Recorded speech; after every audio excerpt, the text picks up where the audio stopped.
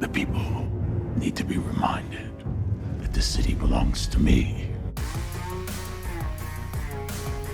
Welcome back to Screen Crush, I'm Ryan Airy. The Marvel Cinematic Universe has been giving us a lot recently. Magic, the multiverse, time travel, space, cosmic gods, alien gods, actual gods, cameos, and a lot more. But do you know what is the one thing that's missing for me in the MCU right now? Crime. What? Yeah, just actual crime, as in people doing bad and illegal things on the street level. And the only way to stop those bad guys are crime fighters. Heroes who are not so overpowered that they can now only deal with the Avengers level threats, but rather street level heroes and vigilantes, fighting the endless war against crime, greed, and the darkest facets of human nature. You're a disease, and I'm the cure. Heroes who are the only hope for the little guy. That's actually what I've been missing with the MCU Spider-Man. I love No Way Home, it's amazing, but after Spider-Man saved the universe, we really gotta get back to basics. Bring Marvel's friendly neighborhood hero back to the not so friendly neighborhood. Marvel recently announced the Daredevil Disney Plus show, and there's also an Echo spinoff in the works. But these are too few and far between, and many heroes who are crime fighters in the comics are transformed into super-powered superheroes in the MCU. So let's take a look at how Marvel can fix their much-needed street-level stories and add more crime fighters to the MCU. Fighting the war on drugs. You can't even call this shit a war. Why not? Wars end.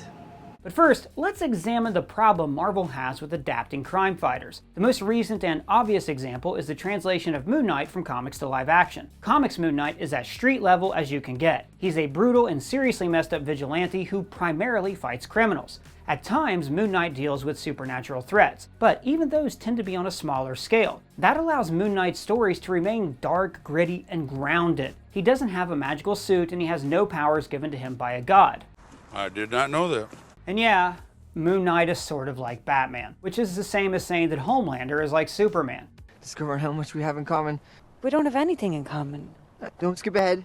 If you know Moon Knight, then you know that the similarities between him and the Batman are extremely surface level. Moon Knight's vigilante actions make him into one of the most fascinating crime fighters in the comics. Yet, almost all these elements were completely changed for the MCU adaptation. The show itself was good, I enjoyed it a lot, and it got a lot of things right, like Mark's DID. However, we can't ignore the drastic changes the MCU made to Moon Knight. The character was refitted to fit into a supernatural direction. Marvel likely chose to make the change so that Moon Knight can join the Midnight Suns, a team of anti-heroes who deal with supernatural threats, something that we theorized on the channel a while back. And that's fine. It's their property, so Marvel can do whatever creative license they want to take with these characters. Though it becomes a problem if every crime fighter now has superpowers and deals with Avenger-level threats. What does that leave for the smaller scale underbelly? Because Marvel did the same thing with Shang-Chi, who is more of a street-level hero in the comics. Whereas in the movie, he has 10 magical rings and he saves the world from a kaiju.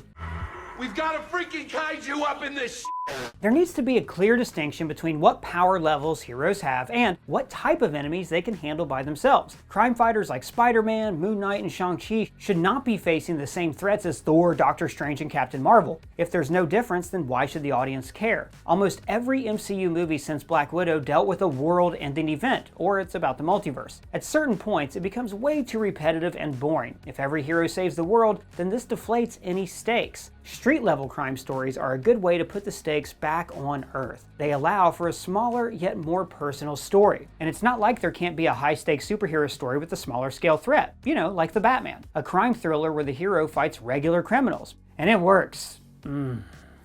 So well. I gotta tell you, it was perfect. Perfect. Everything, down to the last minute details. The dark setting, the crime noir story fits Batman like a glove. Batman is made to fight crime. The same with Daredevil, which stands out as one of the best shows Marvel has ever done. Not that every hero needs to be dark and serious, but there are plenty of MCU heroes that shine in that darkness. And let's be honest, there's always something slightly deeper and more complicated. There's more nuance to the stories where heroes must battle against human nature. I think that this world, it needs men that are willing to make the hard call. Only I do the one thing that you can't.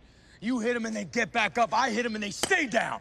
Now, that doesn't mean that the other stories are bad, not at all. It's not mutually exclusive. We should still be getting heroes who deal with world-ending events, space, multiverse, and all the other big league stuff. The MCU can provide all types of flavors for us to enjoy. That's the magic of a cinematic universe. But if we examine all the MCU movies and shows, it's hard to not notice how few of them deal with the smaller scale crime element. Daredevil, Punisher, and the other Netflix shows come to mind. Homecoming is one of the only movies that dealt with actual crime. I guess you can kind of count Ant-Man and the Wasp. I mean, the movie did include criminals, but just barely. Falcon and the Winter Soldier can also be considered a street-level form of crime from a certain point of view. They do fight some criminals and arms dealers and all of that. And we recently got Hawkeye dealing with some crime, but that's it for the most part. That's actually insane. I never realized just how little crime stories there are in the MCU. We need more. Give me more! And it's not like Marvel doesn't have the heroes to accomplish this. Echo is getting her own spin-off show, and hopefully her story will be crime-based. I hope we get more Hawkeye. Season 2 can be about Kate Bishop teaming up with Yelena Belova going against criminals. So I guess a second-generation Hawkeye and Black Widow. Stop making me like you. I'm sorry, I can't help it. Though I see Yelena as more of an international spy, and she might be a much better fit in the upcoming Thunderbolts. Now Daredevil recently came back into continuity, and he's getting his own show, so that's a good start. Now I'm not totally sure what kind of Daredevil we're getting, and how much of the Netflix version will carry over to this new iteration. Kill me now! God knows I want you, but you don't get to destroy who I am! Meanwhile... Morning.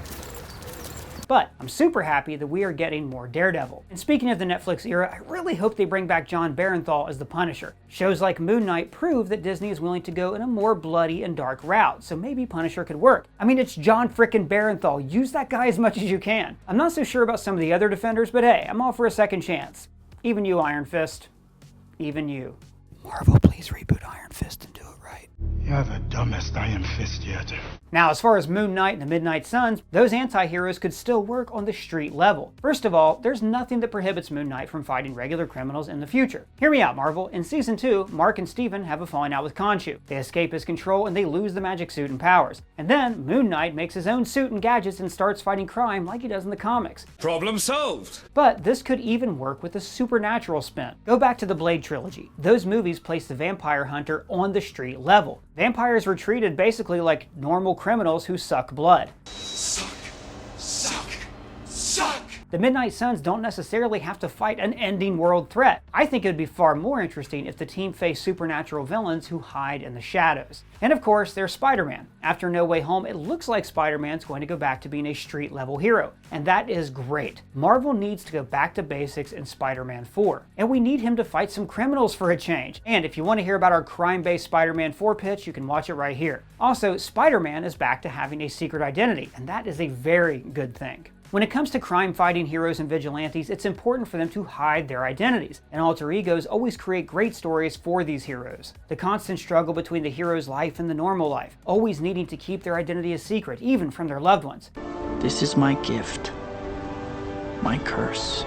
Spider-Man going back to the streets is a great way to explore how the MCU could go about this criminal underbelly. For the last few years, Peter was dealing with aliens and the multiverse. He was too busy to deal with crime in his neighborhood, and that neighborhood is no longer friendly. For the past few years, the majority of MCU heroes were dealing with these Earth-ending threats. This allowed regular criminals to operate more freely. This is something Daredevil did brilliantly in Season 1. The Battle of New York was a big deal. It changed the MCU fundamentally. That trickled down to the street level, with criminals like Wilson Fisk seizing the opportunity to capitalize on the fallout of the Battle of New York. Every time one of these guys punches someone through a building, our margins go up 3%. The Avengers are too big time to deal with small-time crooks, and that's why Hell's Kitchen needed Daredevil. And the same thing with Adrian Toomes, as Tony himself said. Steady, Crockett, there are people who handle this sort of thing.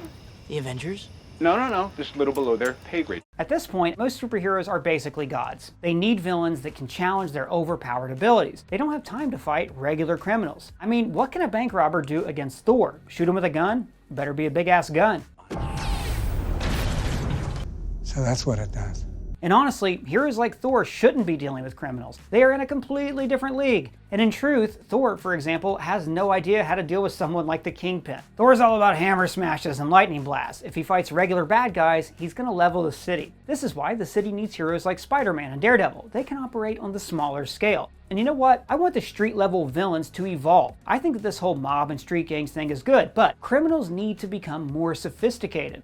Kate Bishop is guy, bro. Kate Bishop is not guy. Kate Bishop is guy in costume. This town deserves a better class of criminals.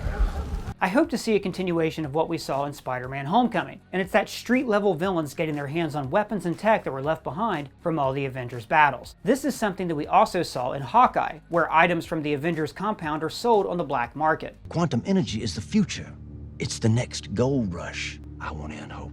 And don't forget about the snap and the blip. Marvel did not explore the ramifications in too much detail, but Falcon and the Winter Soldier established that people are suffering from this aftermath. There are countless people who lost their homes and who are now in limbo, people who lost their stuff, lost their jobs, their life savings, and more. This makes them the victims of choice for the bad guys who can use their desperation to scam them. And another thing, you know what I miss in superhero stories? Villains who are just in it for the money. Most villains have these really interesting and complicated motivations, but it's rarely just about getting rich. Greed is a very powerful and believable motivation. It's like the main reason why criminals choose a life of crime. Adrian Toomes was motivated by greed, and he's one of the best MCU villains. Michael Corleone, Tony Montana, Walter White, Tony Soprano, Stringer Bell, they're all some of the greatest fictional criminals, and they're all motivated by greed. You can't tell me that you can't create an amazing villain who just wants money. Money, money, money. And finally, like anything else in the MCU, we need a team up of crime-fighting heroes. I'm not sure if the MCU is going to resurrect the Defenders, but there's nothing stopping Marvel from creating a new Defenders team that has no ties to the Netflix version. Or it could be the Marvel Knights, and that would be awesome. So I think I made my case for why the MCU needs more crime-fighting heroes. And I don't think I need to sell anyone too much on this idea because most fans want to see this, right? Yeah, no shit! Hopefully this is the direction the MCU is heading in the coming years. So what do you think about all this? What crime-fighting heroes do you hope to see in the MCU? Let me know in the comments below, or you can @ me on Twitter, and if it's your first time here, be sure to subscribe, strike that bell for alerts. For Screen Crush, I'm Ryan Airy.